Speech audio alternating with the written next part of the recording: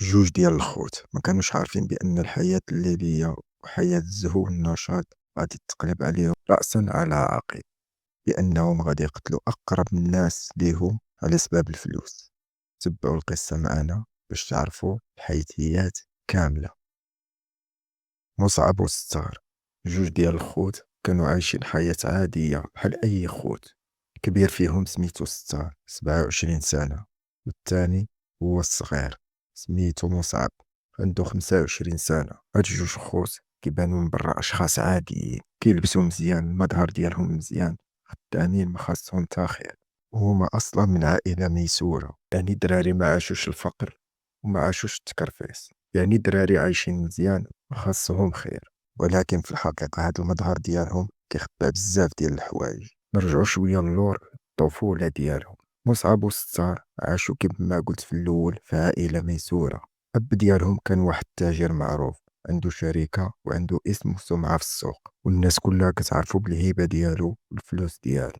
مصعب وستار كبروا في واحد الجو ديال الفلوس، يعني كما كنقولوا ولاد الفشوش اللي بغاوها كتحضر ما خاصهم خير. ستار منين دخل المدرسة ما كانش باغي يقرا، ما كانش كيشوف راسو وسط الكراسة والأقسام، وكان دايما قلبو كيجرو للفلوس والتجارة والحياة الواقعية. ومنين وصل للرابع ابتدائي قرر يخرج من المدرسة. ولكن هنا كتجي المفاجأة. فاش كتسمع شي ولد صغير بغا يخرج من المدرسة، أول واحد كيوقف في وجهه هو الأب ديالو. لكن مع ستار وقع العكس. بوه قال ليه ماشي مشكل، خلي القراية، أجي تخدم معايا، السوق خاصو الرجال ماشي الشهادات.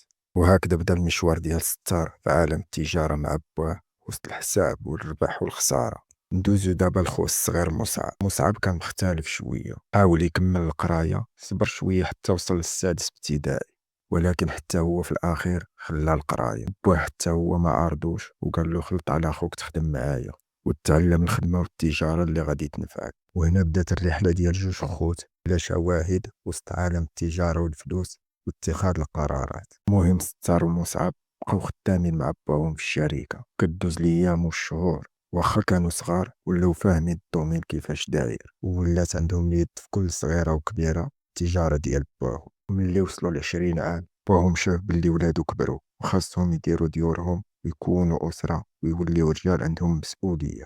المهم باهم قرر يزوجهم بجوج، زوجهم بنات الناس اللي غادي يصبروا معاهم ويعاونوهم على المسؤولية ويصبروا معاهم على الصغيرة والكبيرة. دار ليهم العرس، دازت الأيام وولدوا وليدات، والأمور غادية على خير وبخير، العائلة مستقرة وكل شي غادي هو هذاك. لحد هنا كل شي مزيان، ولكن فين كاين المشكل؟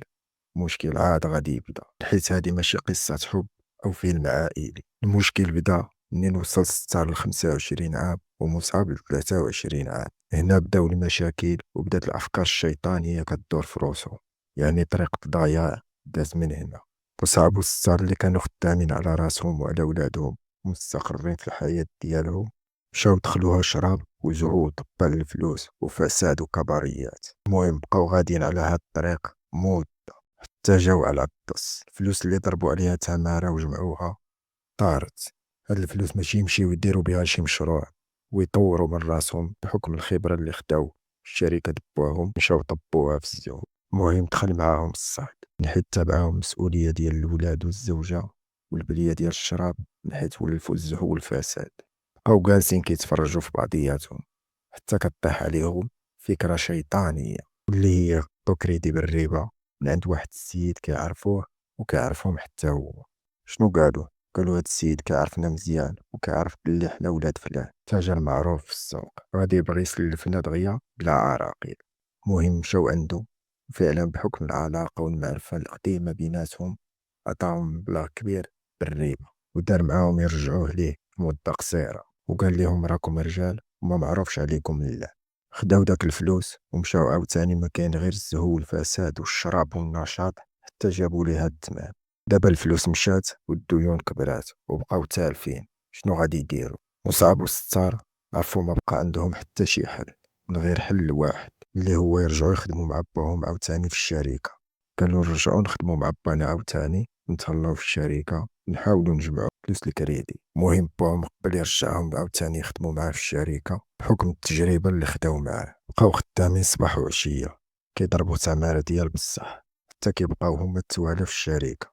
ولكن واش خدامين لصالح الشركة؟ بطبيعة الحال لا، هما خدامين بهاد الجهد غا باش يردوا الكريدي اللي عليهم، لأن صاحبنا اللي سلفهم ما غاديش يعقل عليهم. وبالرغم من هاد الخدمة كاملة ما قدروش يجمعوا حتى النص ديال الكريدي. علاش؟ لأن الكريدي اللي خداو بالربا، والربا ما كترحمش. أي نهار تعطلوا فيه وما خلصوش كيتزاد عليهم كريدي. بقاو غاديين على هاد الحال والكريدي كيتزاد حتى وصل ل 200 مليون. هنا مول الكريدي اتصل بهم وهضر معاهم قاصح، قال لهم هذا آخر إنذار، إلا ما عطيتونيش رزقي الأوراق والوثائق غادي نديهم للبوليس وغادي تحطوها بزز منكم. المهم التهديد والخبار وصل لبواهم. بواهم سمع الخبار ما هدر ما تكلم، هز الفلوس ودا خوتو معاه ومشى عند مول الكريدي عطاه رزقو كامل 200 مليون. مليون كينطح مليون، وخدا الوراق والوثائق ورجع عندهم وهو مكرح. غوت وتعصب عليهم مزيان وقال لهم هاد المرة دوزتها لكم، المرة الجاية والله لا عقلت على شي واحد. مهم الأب دوزها لهم بجريمة الماء وصافي. رجعت الأمور لطبيعتها ورجعوا يخدموا مع باهم بحال حتى شي حاجة ما وقعت. ولكن واش تابوا؟ هادشي اللي غادي تعرفوا في بقية القصة. داز 6 شهور على داك الواقعة، عاوتاني مصعب وستار رجعوا لنفس الطريق، الشراب والعيالات والفساد والكبريات. المهم زاهين وضاربين الدنيا بركلة. وتعاودات نفس القصة، مشاو خداو كريدي بالريبة كما كيقول المثل، أما الشطاح ينساه الزيت الكتف. طبوا في داك الفلوس وجلسوا مبيضين في عينيهم. هاد المرة السيد اللي مشاو خداو من عنده الكريدي ما كيعقلش، قال لهم عندكم شهرين غادي ترجعوا الفلوس ولا غادي توقع الكارثة. المهم رجعوا لدارهم وشي كيلون في شي. انت اللي دخلتينا في هاد الشي، انت السبب علاش حنا حياتنا هكا. ووسط هاد الأزمة داروا مصيبة جديدة، مشاو للشركة ديال باهم وهزوا طوموبيل وباعوها بلا خبارهم باش يردوا شوية من داك الكريدي اللي عليهم. باهم وصلاتو الخبار بأن ولادو هزوا طوموبيل، ولكن شنو داروا بيها ما عرفش، الله أعلم. لكن حس بلي كاينة شي حاجة ماشي هي هادي. موراها باهم تسيف عليهم وجلسهم من الخدمة وقال لهم بالحرف من اليوم ما بغيت حتى شي واحد يدور عندي تما، غادي تبقاو في ديوركم والمصروف ديالكم غادي يوصل حتى لعندكم، ولكن ما نوليش نشوفكم كدوروا عندي تما حتى تفهموا راسكم. شوف باهم واخا داروا هادشي كامل عطاهم المصروف ديالهم، واخا هادشي ماشي مفروض عليه لانهم كبروا وقادرين يتحملوا المسؤولية ديالهم. المهم ملي جلسوا في الدار بلا خدمة بداو كيفكروا كيفاش غادي يدبروا في فلوس الكريدي، وهي طيح واحد الفكرة شيطانية على الأخ الصغير مصعب اللي ما بقاتش عنده الكبدة على أي حاجة، وهو يخرج من فمه واحد الكلام خطير اللي ما يقدرش يقولو حتى شي مجرم محترف. قال لخون لو بانا نورثوه ونردو الكريدي اللي علينا نعيشو الحياة. شوف شنو طاح على هاد البروج، ويقتل باه على ود الفلوس. وخوه الكبير اللي هو مول العقل كان خاصو ينهي خوه ويقول له واعلين نصفيوها لبان على ود الفلوس، نشوفوا شي حل واحد اخر. المفاجأة ان ستار رد عليه قال ليه كيفاش نصفيوها عليه، شوف على ولاد كي دايرين وقرين انت وضرب تمارة وكبر. بالتالي هذه هي النتيجة. سيمانة من بعد خداو الطوموبيل ديالهم ومشاو عند واحد من صحابهم القدام سميتو حسام. هاد حسام مني ما عنده لا ظهر لا مستقبل دار به الدنيا، شافوا فيه هو اللي يقدر يعاونهم. قالوا لي نعطيوك دار وطوموبيل وصالير كل شهر مقابل خدمة وحدة. قال لهم شنو هي هاد الخدمة اللي بغيتو؟ مصعب رد عليه بكل برودة الدم، بلا رحمة بلا شفقة بلا إحساس بالدم. قال له 2 قرطاسات وتسالي القصة. حسام طلب مهلة يفكر ورجع من بعد سيمانة قال لهم أنا معاكم، ولكن شكون هذا اللي بغيتو تصفيوها عليه؟ رد عليهم مصعب بكل جرأة الشخص اللي غادي تصفيها عليه هو بوانا. حسام تصدم وعليا باكم، ولكن الفقر حتى هو دار خدمته. قال لهم نتوما باكم ما عقلتوش عليه وانا كي غديروا تعطيوني فلوسي حتى انا يمكن تنصبوا عليا. قال لهم ماشي مشكل انا معاكم، ولكن تعطيوني الدفعه الاولى او العربو. المهم مصعب عطاه الدفعه الاولى ديال الفلوس وقال له شري منها فردي والحوايج اللي غادي تحتاج، وقال له تسنى مني الاشاره وغادي نقول لك النهار والساعه، من حيت حنا عارفين بانا فوقاش كيدخل وفوقاش كيخرج، وعارفين الشركه فوقاش كتخوى، كاميرات المراقبه فين كاينين وفين ما كاينينش. ما علينا. جا نهار الجريمه، حسام كيتسنى المكالمه باش يمشي يصفيها لباغو. وصل الليل ضربات 8 وصعب صونا على حسام وقال له وجد راسك، الشركه خوات باقي فيها غير الوالد تما، يلا تحرك. حسام طلع في الطوموبيل، وصل، شاف مصعب وستار قدام الشركة، سولهم آخر مرة واش متأكدين هذا باكو؟ ردوا عليه قالوا ما تفكرش فينا حنا، فكر في دارك وطوموبيلتك والفلوس اللي غادي تبقى تشد. صافي مشى، دخل الشركة، مشى مباشرة للمكتب اللي فيه باهو، من حيث مصعب وستار وراوه منين يدخل ومنين يخرج بلا ما يشدوه الكاميرات. صافي دخل المكتب، لقى باهم، اعتذر القرطاسات وسكت الصوت اللي رباهم، علمهم ووقف معاهم. صافي خرج حسام، مشى عندهم وقال لهم تمت العملية بنجاح. قالوا له عاشت يديك، دابا سير تخبع وما تبانش وتخلص من السلاح بأي طريقة. رجعوا للدار بحال حتى شي حاجة ما وقعت، حتى جاهم اتصال من الشركة على مقتل الأب ديالهم. مشاو عند البوليس كأنهم ضحايا، بكاو، داروا العزو، صلاو عليه ودفنوه. المهم البوليس ما لقاو حتى شي دليل مباشر، الكاميرات صورت وجه ما واضحش، ما قدروش يتعرفوا عليه. ولمدة 5 شهور القضية بقات معلقة حتى تسدات ضد مجهول.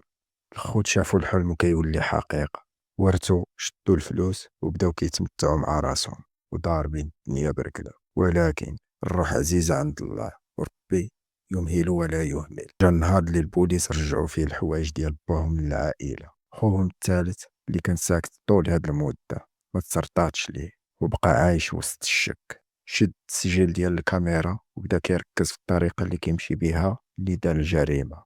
حسام، اللباس ديالو، الملامح، وبدا كيقول انا كنعرف هاد بنادم فايت لي شايفه. وبدا كيتفكر وكيقلب حتى طلع، قال هذا حسام ديما كيتلاقى مع خوتي. مشى تشاور مع شي ناس كيتيق فيهم في العائلة، ومشاو نيشان قالوها للبوليس. مشاو البوليس نيشان قبطوا حسام، وفي أول تحقيق بالخلعة قرب كل شيء ونطق بالحقيقة كاملة. قال لهم مصعب وستار جاو عندي وعرضوا عليا الفلوس والدار والطوموبيل مقابل نقتل باهو. عطاوني الدفعة الأولى وخطوا معايا التوقيت والتفاصيل، وقال لهم كيفاش دخل وكيفاش خرج وكيفاش صفاها لباهو. الدنيا دوارة والحق يبان والروح عزيزة عند الله.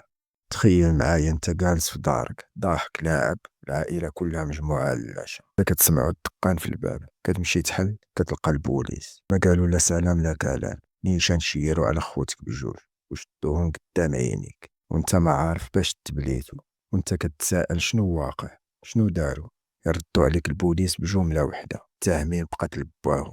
تخيل الأم اللي راجلها تقتل ولادها هما المتهمين. تخيل الأخ الثالث اللي كان كيقول يمكن يكون هي شي غلط. تخيل القاضي فاش حكم عليهم قدام الناس كاملين، مصعب وستار وحوسام مؤبد. وللإشارة هاد القصة وقعت في بلاد الرافدين في العراق. درس من هاد القصة ماشي في الجريمة، درس هو أنك تقدر تكون طايح في الغلط دابا، ولكن الاستمرار في الغلط بحد ذاته جريمة. هادوك الولاد ما وصلوش لهاد النهاية فجأة هكذاك، مشاو بشوية بشوية، بداو بالشهوات والسهريات والعيالات والشراب والفساد حتى تغروا وباعوا أغلى ما عندهم اللي هو باو. بغاو الفلوس ما خداو والو، بغاو يزهاو مشاو للحبس، بغاو يرتاحوا ضاع كل شي، بغاو الدنيا خسروا الآخرة. والعبرة من هاد الشي حافظوا على باواتكم. راه يمكن يكون قاسي عليك، يمكن يكون كيغوت عليك ديما، الطريقة ديال الهضرة ديالو ما تكونش كتعجبك، ولكن عمرو ما يتمنى لك الضياع. شحال من نصيحة من باك اليوم كتقول في خاطرك بصح كون كنت سمعت ليه أو بصح كون كنت درت بيها، حاصل ما ينفع غير المعقول. هنا انتهت القصة ديالنا، قصة جديدة إن شاء الله.